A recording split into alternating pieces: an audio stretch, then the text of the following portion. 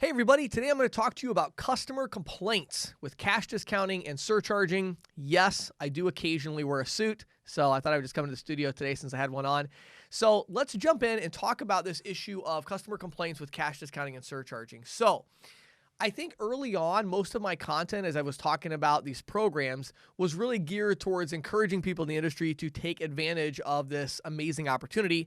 And I think we're at a point where the vast majority in the industry, even those who are maybe initially against it, you've kind of realized that this is a big opportunity one way or the other, whether it's cash discounting or surcharging, and you've gone all in with this. Well, we're starting to now run into a little bit of an issue, and that is with the customer complaints. So early on, I talked a lot about how, hey, customers are fine with it. They don't care. It's no big deal. And I still stand behind that to a point. But I think that from, both from a point of market saturation, where in some markets, consumers are getting, more used to it. And also just in general, there is going to be a percentage of consumers who are going to complain about it. I really want to talk to you about how to deal with this, because I think if you do this right, I think this is what makes cash discounting and surcharging a much more long-term opportunity for our entire industry. So I really hope that you'll take these ideas and think about how to implement them on your own. So number one, let me give you some numbers to make sure we understand what we're talking about. In my experience so far, as a general rule, when you sign up a merchant for cash discounting or surcharging, about 1% to 3% of their transactions the first 30 days are going to include some kind of a complaint or question about the new service fee or surcharge or whatever it is, okay? 1 to 3%. Then after the first 30 days, it's going to settle into a 1%, maybe even less than 1% arena. So at the outset, you're like, well, James, why are you even making a video about this? I mean, that's nothing, right? Well, not exactly. So if you are a business and you process 1,000 transactions a month and you're getting 3% complaints, right? That's 30. So that means every day you're having somebody complain about this. And so it's not just about the reality, it's about how it feels. You know what I mean? Like, as a business owner, when one of your customers every single day is complaining about something you're doing, that really doesn't feel great. So that's a concern, okay? So the first step in this process of managing customer complaints with cash discounting and surcharging, the very first step is that you have to set the expectation correctly with the business owner. So it is crucial after the sale is made. Now, of course, you're going to make a sale. I get it, right? Like, you got to be exciting. You've got to tell them how amazing it is, and you make the sale.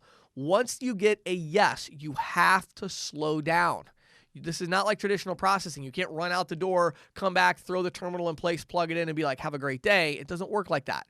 This is a very different thing with cash discounting and surcharging. So you've got to take a little time to set the expectation with that merchant. So talk to them about these numbers. Like, give them some numbers and say, okay, it looks like you do about 500 transactions a month. So I can tell you from experience that the first month, you're probably going to get about 15 complaints. So every other day, one of your customers is going to have a complaint, or they're going to ask a question about it, right? So I want to talk to you about what to do with that, because in our experience, that doesn't mean you're going to lose 15 customers by any stretch. All it means is you have to make sure you're ready to explain it to them correctly so that you don't lose the customer. And if you do explain it correctly, you're actually going to make even a better relationship with that customer because you're going to make them feel better about your business and your business practices, okay? So step one is set the expectation with the business owner that, hey, you are going to get some people that are going to ask questions about this. If you don't do that, I guarantee you're going to get businesses that are going to, flip back to traditional processing, okay? You could even get a large percentage of them because they might even go the first day. And I mean, law of statistics and statistical variation tell us that if we know we're going to get, 15 complaints during a month, that means we're probably going to have at least 1 or 2 days where we get maybe 3 or 4 complaints. Like, you're going to have days where it's higher and days where it's lower. So maybe that's the first or second or third day. The business owner's in the shop. It just so happens that during the time that they're there, 3 of their best customers complain about the new program, right? So if they don't have the right expectation of that, that's going to be a problem, okay? So walk them through that. Let them know, look, that means you're probably going to have a day where you have 2 or 3 complaints. Some days you won't have any. Some days you'll have 1 or 2. But you're going to probably end up at the end of the month having maybe 15 customers, 10, 15 customers who are going to bring it up. They may not complain, but they're going to bring it up and have a question about it, okay? So set that expectation with the business owner. Number 2, make sure you get the business owner on board with what it is exactly that they're doing. Okay. And this is super important. They have to believe in this concept.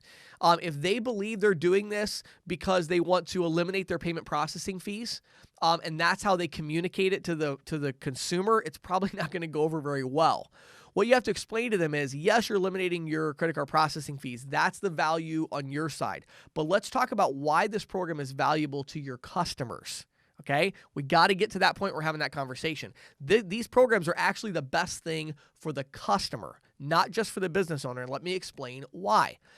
The cost of processing goes up year after year after year. Interchange costs continue to go up in the United States. So the cost of processing continues to rise. Now, as a business, whenever your costs are going up, what does that mean? Well, that means your prices are going up. You're going to do price increases. So you need to explain to the business owner, look, the cost of processing payments is going up. Whether you are aware of this or not, I promise you that in, looking at the data of your business and your cost structure overall, the result of the cost of payments going up is that you're going to be doing price increases. So you could have just done a price increase, right? That would have solved this problem. You could have done a price increase to bring in that extra $700 a month in revenue across the board on everything, and then that would cover the cost. But you've chosen to do the right thing for the customer.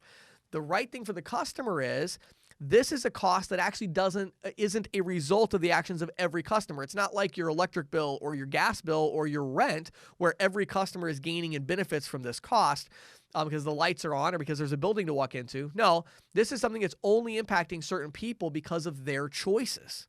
And so what you're doing is you're saying, look, if you're going to choose to use your rewards card or whatever, then that means that we are going to have that price increase. But instead of doing a price increase across the board, which is what we could have done, we decided that wasn't really the fair thing to do. We decided the right thing to do is to take advantage of some of these new laws and regulations that allow us to pass this cost of processing on. And what we've done is, instead of doing a price increase across the board, we only applied this particular price increase to those credit card transactions or those credit and signature debit transactions if it's if it's cash discount, or you might word that differently if it's cash discount and say, we did our price increase across the board, but we wanted to make sure we structured it in such a way where people who pay with cash are still getting that old price. They're still getting that discounted price. So our new regular price went up, but we still wanted to make sure we had that opportunity for people paying with cash to pay less.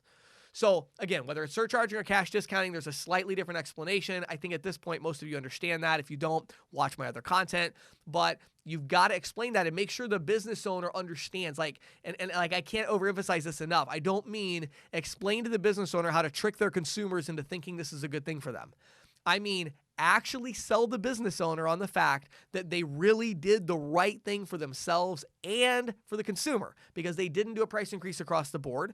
They did instead a slightly larger increase, but only on the people that are impacting this particular item of cost. Okay?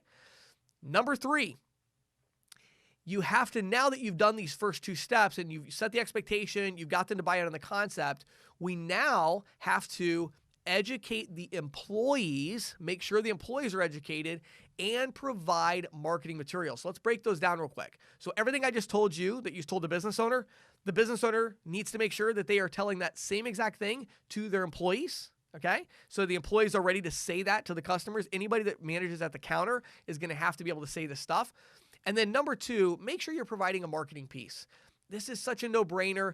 Everything I just said to you, you could easily take that and just provide that. Now, our company is CCSalesPro. We're actually working on one that can be white labeled. We're going to put it in our Facebook group. If you're not in there and you want to check it out, just go to Facebook and just look up CCSalesPro community and ask to join. It's a free group, but I'll be posting it in there. And so we're going to make one you can white label, but you really need to have like a 3rd-page cardstock type document that basically is just behind the counter, and the employees can just take that out and hand it to the consumer and say, they're like, what is this new fee? And they're like, here you go, this explains it, And then that way, if the employee doesn't remember exactly what to say, they're afraid they're going to say the wrong thing, they can just hand them that. So, crucial concept for the continued success of cash discounting and surcharging. I implore you to think about this, okay? If you don't do this right, you are going to start to experience more and more issues as consumers are going to complain about this stuff, and the ones who just don't understand it yet. It's going to be so much better if we can get ahead of this and really set that expectation correctly. So my name is James Shepard with CCSalesPro.com. Hope you have an awesome day.